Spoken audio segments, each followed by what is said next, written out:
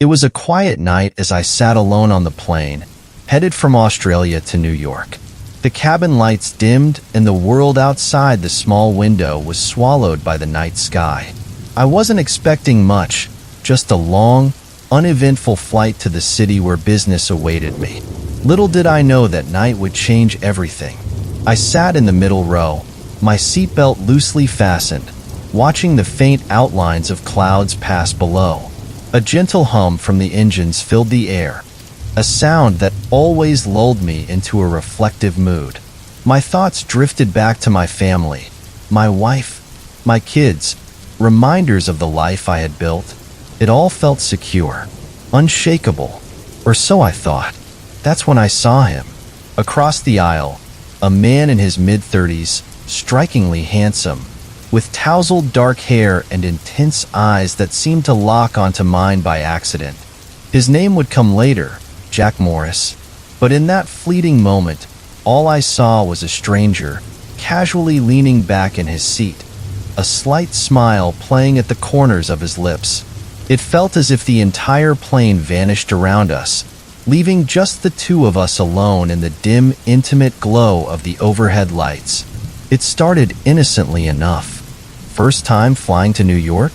His voice was deep, confident, but with a softness that immediately drew me in. I chuckled, shaking my head. Not quite, but it never gets any easier. From there, conversation flowed.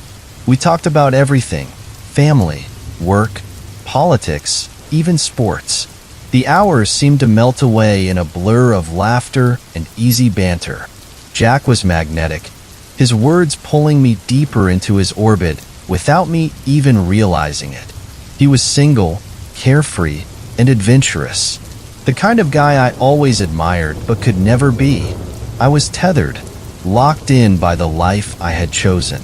But something about that night made the boundaries blur. The plane was unusually empty, and at some point, he gestured toward the row next to him. "Want to sit here? Easier to talk." I hesitated, feeling the invisible weight of my wedding ring on my finger. But then I nodded, gathering my things and sliding into the seat beside him. That's when he proposed the game. Cards. Just a silly game of cards to pass the time. Or so I thought. But Jack had his own rules. He pulled out a deck from his bag, a mischievous grin lighting up his face. "Let's make it interesting," laughed, nervously brushing off the idea. "No way, man.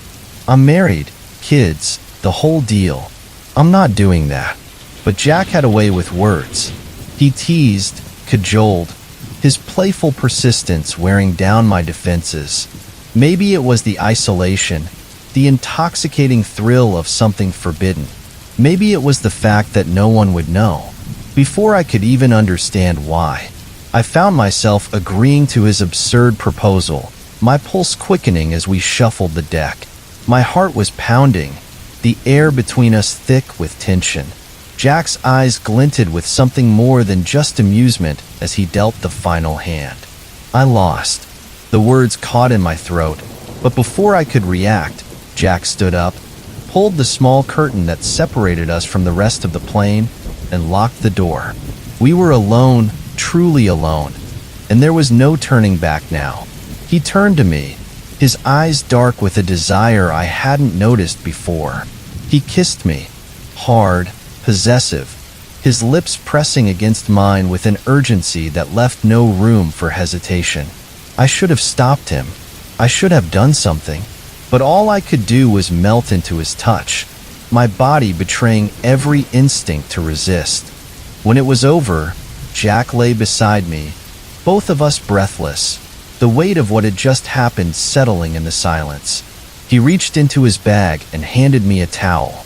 "You should clean up," he said softly, a strange gentleness in his voice. I wrapped the towel around myself, slipping away to the small bathroom. The clock read 12:30 a.m. I stared at my reflection, my heart still racing as I tried to make sense of it all. What had I done? What had I let happen? The answer lingered in the silence as I wiped myself down, the shame creeping in alongside the lingering thrill. I wasn't the man I thought I was. Not anymore. The dim glow of the bathroom light felt harsh as I leaned against the sink, staring at my reflection. My thoughts swirled, tangled between guilt and something I couldn't fully name. The coolness of the towel around my waist did little to calm the heat still coursing through my body. What had just happened? Was I going insane? Or had I just crossed a line I'd sworn I never would? Jack's touch lingered on my skin, the memory of his lips against mine refusing to fade. I shook my head, trying to steady my breathing, but no amount of cold water splashed on my face could wash away the reality of what had transpired. I returned to my seat, the towel still wrapped around me. Jack was sitting casually, fully dressed again, as if nothing had happened. His eyes met mine, a slight smirk on his face. "Feel better?" I didn't respond, my mind still too jumbled to form coherent thoughts. Instead, I sat down, my body sinking into the leather seat as if it could somehow shield me from the confusion crashing over me. Jack remained silent, watching me with that same unreadable expression. Minutes passed in thick, uncomfortable quiet. I finally broke the silence, my voice low and uneven. "What the hell just happened back there?" Jack tilted his head, a casual shrug following. "We played a game, Justin, that's all." His nonchalance irritated me. "A game? That wasn't just a game, Jack. I have a family. I'm married." The words felt hollow as they left my mouth, as if they belonged to someone else. I had been Justin Carter, the husband, the father, the man who lived a simple life. But now, I didn't even recognize myself. Jack's eyes darkened, his smile fading. He leaned closer, his voice dropping to a whisper. "You can lie to yourself all you want, but we both know that something inside you changed tonight. You're not the man you think you are. Or maybe, you never were." His words cut through me like a knife. I wanted to argue, to push back, but the truth in his gaze left me silent. He was right. Something inside me had shifted, something I couldn't explain. I had lived my life by the rules, done everything the way society expected me to. But in one night, in one moment, all of that seemed to unravel. I opened my mouth to speak when the door to the cabin slid open. A stewardess walked in, glancing at me briefly before smiling politely. "Is everything okay here? You both seemed a little quiet." Jack grinned, his charm slipping back into place effortlessly. "Oh, we're just fine. My friend here was just a little tired, that's all." I nodded quickly, trying to mask the tension running through me.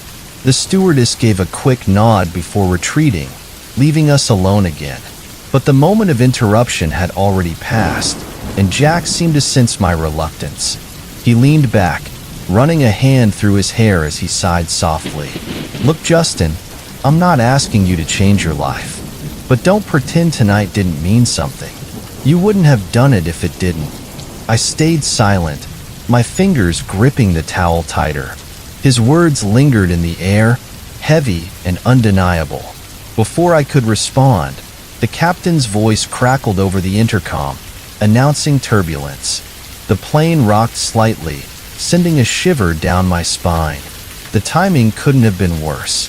As the shaking continued, a sudden thought struck me. This might be my chance to step away from Jack, to distance myself from what had just happened. I stood up, forcing myself to move even though every fiber of my being wanted to stay. I need to think," I muttered, brushing past him without waiting for a reply. I found an empty seat further back in the cabin, away from Jack. The turbulence was growing stronger, the plane lurching and shaking. I gripped the armrest, trying to steady my nerves, though I couldn't tell if the storm inside me was worse than the one outside. But just as I was about to close my eyes and let the chaos of the night drift away, I felt a presence beside me. Jack. He had followed me, standing silently at my side as the plane rocked. He didn't speak for a moment, just stared down at me with an intensity that made my pulse quicken. "We're not done, Justin," he whispered. his voice barely audible over the hum of the engines. "You can run from this all you want, but you can't run from yourself." I swallowed hard, looking up at him, the weight of his words sinking in. The plane jolted violently, and in a split second, everything shifted. The cabin lights flickered, and a scream from another passenger echoed through the aisle. The plane dipped suddenly, the turbulence sending my heart into my throat. In that moment, everything became starkly clear. I wasn't just running from Jack. I was running from the part of me that had awakened the moment I met him. Jack sat down beside me, his hand resting on mine as if anchoring me to the reality I didn't want to face. His touch was electric, undeniable, and as much as I wanted to pull away, I couldn't. My eyes locked onto his, the tension between us crackling like the storm outside. But then, a voice interrupted us. "Justin?" A familiar voice from behind.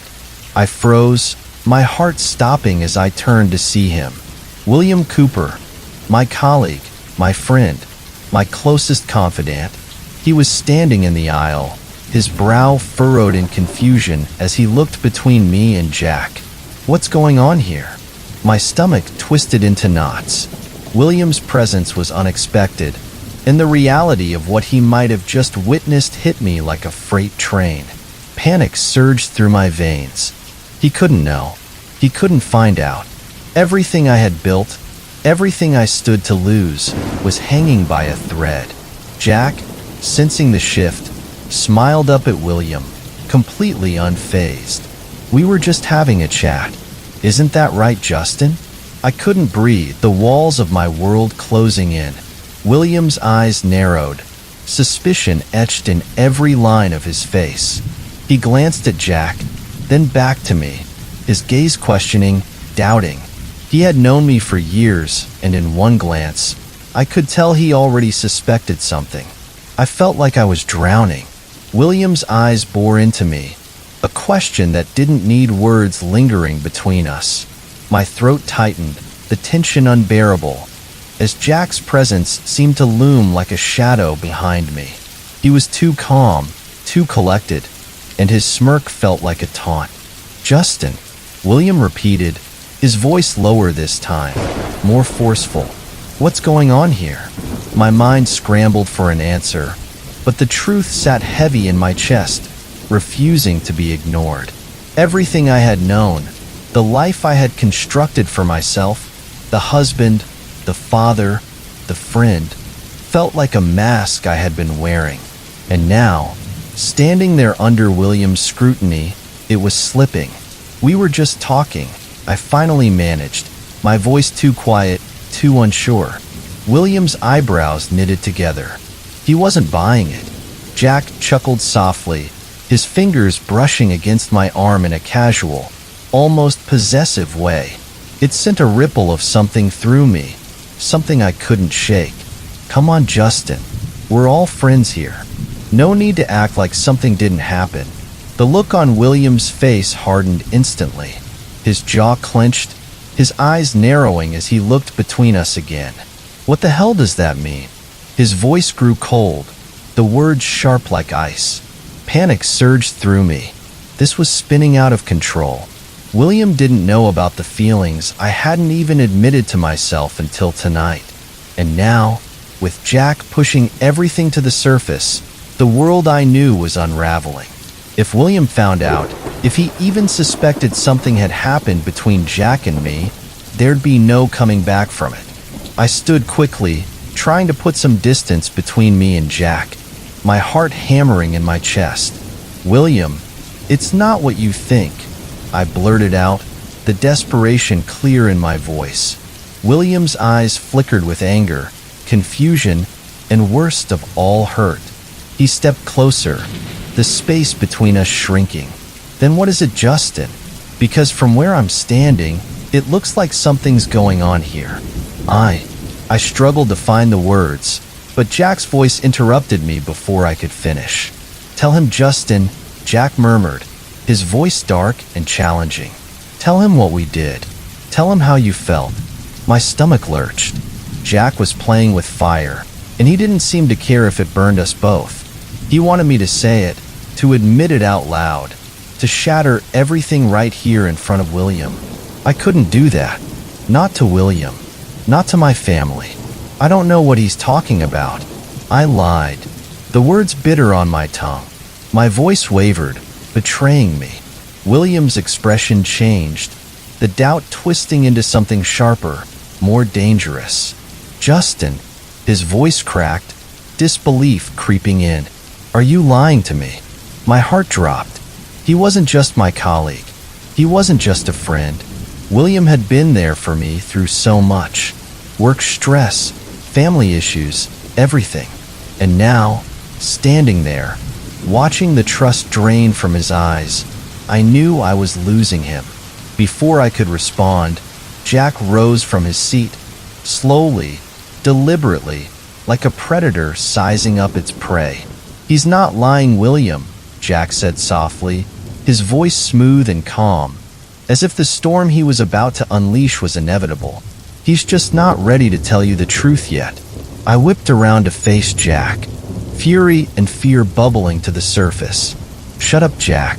But the damage was already done. William's face twisted with realization, his fists clenched at his sides. Oh my God, Justin, you did something, didn't you?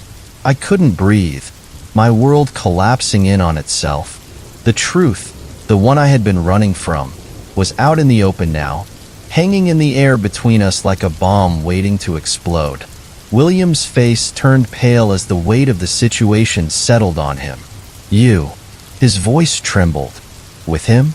I opened my mouth to speak, to explain, to fix this, but no words came. The truth was suffocating, choking me. Jack stepped forward, his voice dripping with a mix of arrogance and satisfaction. You know, Justin, you should have just told him. Would have been easier, don't you think? Stop. I hissed, but it was too late. William's hands were shaking now, his face contorted with rage and disbelief. How could you? He spat, his voice shaking with emotion. I thought I knew you. I thought we were friends. The guilt hit me like a freight train. William, I don't. He interrupted, his voice cracking with anger. Just don't. For a moment, none of us spoke. The only sound was the faint hum of the plane, the occasional rattle of turbulence. My heart pounded in my ears, louder than any noise outside. I can't believe this, William muttered, more to himself than to me. He turned to leave, but then, almost as an afterthought, he turned back, his face contorted with pain. You've destroyed everything, Justin. His words hit me hard, leaving a sharp ache I couldn't shake. Without another word, William stormed off, disappearing into the cabin, leaving me standing there, shattered. I turned to Jack, fury coursing through my veins. You didn't have to say anything, I growled, my fists clenching at my sides. You ruined it. Jack's smile faded, his expression serious for the first time. You can blame me all you want, but deep down, you know this was coming. You were never going to be able to hide from it forever. I shook my head, stepping back from him. You don't understand. I had a life, Jack. A family. And now it's all falling apart. He sighed, his shoulders relaxing as if the fight had drained out of him. Maybe that's because you've been living a lie, Justin. You can't keep pretending to be someone you're not. I stared at him, torn between anger and a sickening realization. Maybe he was right. Maybe everything I had been trying to protect was a facade, a fragile mask that had finally cracked. But even if that was true, the fallout, the pain, the betrayal, it was more than I could bear. Jack reached out, his hand gently cupping my face. You don't have to pretend with me. Not anymore. I flinched at his touch, my body betraying the conflict inside me.